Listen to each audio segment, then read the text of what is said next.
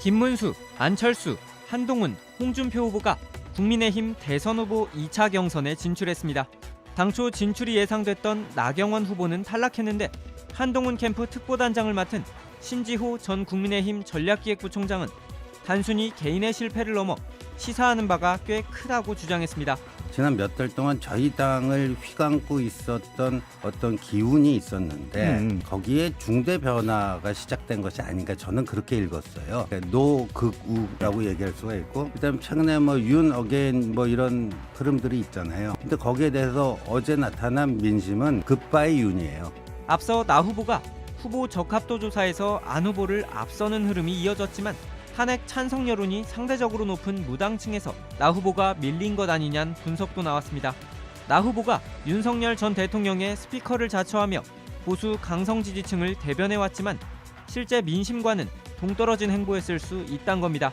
다만 일부에선 탄핵 반대 세력이 김문수, 홍준표 후보에게 쏠리면서 나 후보가 피해를 봤다는 관측이 나오기도 했습니다.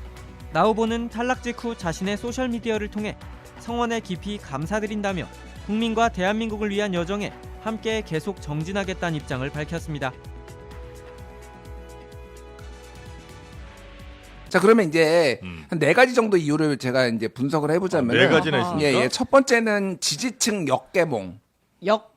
개몽. 역개몽. 역개몽. 예. 지지층 역개몽. 그러니까 이제 윤석열한테 개몽됐던 사람이 다시 이제 현타가 온 거예요. 그러니까 이걸 우리가 어디에서 제가 지금 여론조사를 굉장히 많이 보기 때문에 최근에 보면은요 점진적으로 한동훈 지지가 조금씩 올라가고 있었어요. 네. 예, 그러니까 그 전체적으로 보면 그리고 자 탄핵을 반대했던 사람이 예전에 탄핵 그 선고 나기 전에 35에서 40 정도 왔다 갔다 했거든요. 네. 그런데 그 이후에 헌법재판소 결정에 대해서 물어보면은요 잘못됐다와 잘됐다가 70% 중반이었고요. 잘못됐다는 한 20% 초반이었어요. 그러니까 헌재 결정을 그냥 받아 수용하는 거군요. 자, 그러면은 네. 35에서 40 정도가 20% 초반으로 가면은 최소 15% 이상이 개몽된 거예요. 그러니까 쉽게 역개몽. 역개몽이 된 거예요. 그러니까. 진짜 개몽된 거. 네, 진짜. 이제 찐개몽. 그게 그러니까 현타가 온 거야. 현실 아하. 자각 타임이 온 거예요. 그러니까 야 우리가 그러면 윤석열 바지가랑에 붙들고 있으면 이길 수 있어? 네. 이런 게 돼서 그쪽이 한다다가 네. 여기에 기름을 부은 게 윤석열 신당. 윤 어게인. 예, 윤 어게인 네. 그 윤석열 신당 소동이 있으면서 더 일로 갔어요. 그러니까 이게 그 물론 여러 가지로 그 사람들이 바뀌었겠지만은 윤석열 지금 붙들고 나오면 안 되는데 가장 윤석열을 윤심파리를 했던 사람이 사실은 나경원이었어요. 왜 예. 그러냐면은 출마할 때부터 윤석열 찾아가가지고 관저에 그때 보수 언론에서 단독 보도를 하고 나왔던 게 이번 대선에서 역할 좀 해줘야 되겠다. 그러면서 본인이 출마했거든요. 네. 근데 저는 이제 두 번째로 이게 패착이라고 본 게 오락가락했다 나경원이. 맞아. 사실은 처음부터 윤심파를 했으면 끝까지 윤심파를 했었어야 되는데 토질간 했었어야 되는데 뒤로 가면 갈수록 윤석열은 언급하지 않는 게 나아. 예. 차라리 토론에서 그러니까 그랬죠. 그 남아 있었던 윤석열한테 개몽됐던 사람들도 나경원에 대해서 불신이 좀 커졌을 가능성이 있다라는 거. 네. 세 번째는 그 여러 가지의 그 마케팅 전술이 제가 보기에는 역효과를 좀 불렀을 수도 있겠다. 드럼통. 그건 드럼통? 장성철 소장한테 허락을 안 받고 해가지고 이 사달이 난 거라고 제가 볼 수 있어요, 진짜로. 예. 기분이 엄청 나빠. 예. 드럼통이 그러니까 엄청 기분 나. 드럼통 역 당근 나오는지 봐야 돼. 그러니까 이게 대선 후보가 할 만한 퍼포먼스냐. 그러니까 이런 지적들이 꽤 나왔거든요. 단기적으로는 언론에 많이 했지만은 사실은 좀 적절하지 않았다라는 거고. 네 번째가 저는 이게 나경원 후보한테 뼈아플 텐데 결과론적인 얘기지만은 네. 지지자들과 그 국민들은 나경원의 대선 후보급으로 보질 않은 거예요.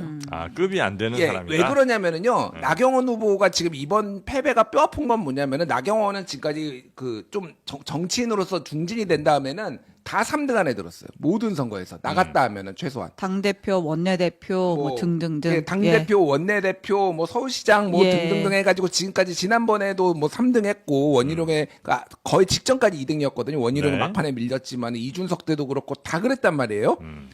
4등이에요.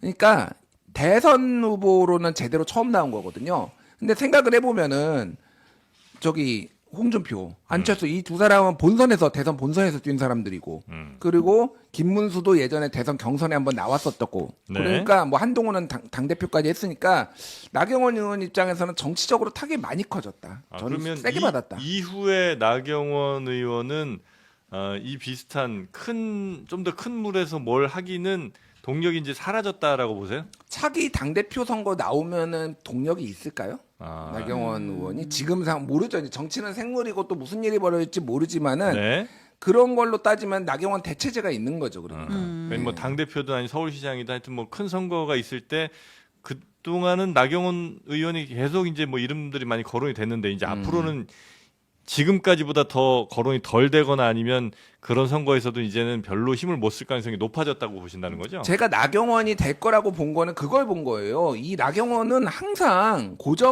보수의 지지자들의 있어요. 고정표가 예. 있어요. 그렇기 때문에 3등에 들어갈 가능성이 더 높다. 네. 아무리 여론조사고 하더라도 당원들과 지지자들이 응답할 가능성이 높기 때문에 그렇게 봤는데 그게 이제 많이 무너졌구나. 뭐 여러 가지 본인의 실책도 있을 테고 환경도 있겠지만은 네. 그렇게 된 것 같아요. 지금 결과적으로. 네. 그 말씀도 맞는 것 같아요. 그러니까 깜. 네. 나경원 후보가 대통령 깜이냐. 그러니까 전화면접 여론조사할 때 이게 국민의힘 대선 후보 경선 여론조사입니다. 이러잖아요. 네. 근데 김문수, 홍준표, 안철수 같은 경우에는 대선에 출마했거나 대선 후보 경선에 출마했거나 막 이런 분들이거든요. 근데 나경원 의원 같은 경우에는 처음 대선 후보 경선에 출마하잖아요. 나 네. 대통령 되겠어요라고 처음 얘기했단 말이에요. 네. 그래서 상대적으로 세 분보다는 신선한 느낌이 네, 그 신선한 느낌이라기보다 깜. 깜이 대통령 깜인가. 덜 된다는 느낌이 네. 있었다. 중량감이 떨어진다. 그렇게 좀 생각한 부분이 있지 않을까. 그럼 나경원 의원은 이제 이 대선판에서 그래도 뭐 가만히 있지는 않을 거 아니에요? 이 4명 중에 누군가의 손을 들어줄 수 내가 영입한다. 아하. 홍준표 시장이 딱 치고 나왔습니다. 예. 홍준표 내가 쪽으로 품는다. 네. 예. 홍준표 쪽으로 갈 거다. 아니요, 그냥 그렇게 얘기하셨다고요. 아, 근데 경선 과정 중에서는 가만히 있을 거고요. 네. 그래요? 대선 과정 중에서야 뭐 역할을 하겠죠. 음. 그래야 또- 경선에는 별로 누구의 손을 들어주거나 이러진 않을 것이다. 아 지금 약간 상처를 치유할 시간이 좀 어마어마한 필요해요. 어마어마한 상처를 받은 네. 거라고 볼 수밖에 없죠. 아 그래요? 캠프에서는 될 줄 알았어요. 다 된다고 다 된다는 얘기했으니까. 거죠. 예. 안 내부적으로. 되는 게 이상한 거였잖아요. 그럼 이제 이후에 당 대표 이쪽에도 좀 쉽지 않다는 거죠. 현재 상황. 아니 그건 모르겠어요. 그거는 이제 그 이후에 당 대표 선거에 누가 나올지 그 인물을 좀 봐야 될 것 같은데 일단은 대단한 타격은 받은 것이 맞다. 나경원은 엄청난 타격을 엄청 받았다. 타격 받았죠. 아.